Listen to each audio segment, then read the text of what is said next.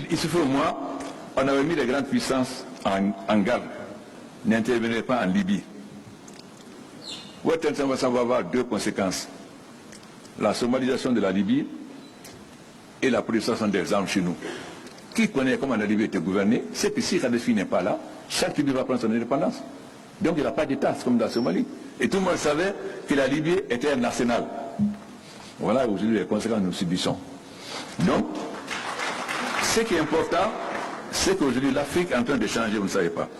L'Union africaine était financée par l'Union européenne.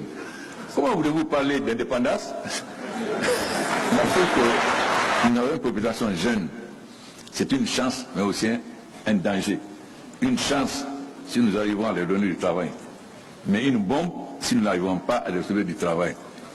Le terrorisme, pourquoi? La pauvreté et l'injustice. Plus nous luttons contre la pauvreté, moins il y aura le terrorisme. On ne pourra jamais vaincre le terrorisme par les armes. Nous ne pourrons vaincre le terrorisme que si nous développons et qu'il y a une juste répartition des richesses au niveau des populations les plus vulnérables, qui sont des jeunes, et nous allons devenir l'usine du monde et remplacer la Chine. Car si nous transformons les matières premières sur place, mais cela suppose que nous changions nos petits nationalismes.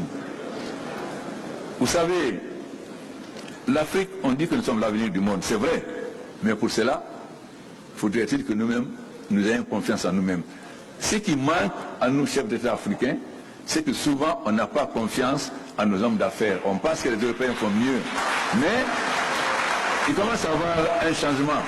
Dernièrement, quand j'étais en visite d'État au Sénégal, j'ai été avec mon frère Macky Sall, à Damniadio. On a vu là qu'on commence à favoriser les entreprises africaines. Il faut qu'on ait confiance aux hommes d'affaires africains. Parce qu'ils sont africains, ils sont chez eux. Et ils peuvent développer mieux que les étrangers. Perdons le complexe, parce que nous avons encore, surtout nous les francophones, plus que les anglophones d'ailleurs, ce complexe, parce que nous sommes encore trop attachés à l'ancienne puissance coloniale.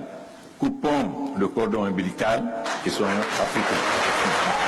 Merci à tous les trois d'honorer de votre présence cette rencontre. Alors, j'ai oublié de dire à Alpha que nous étions en direct.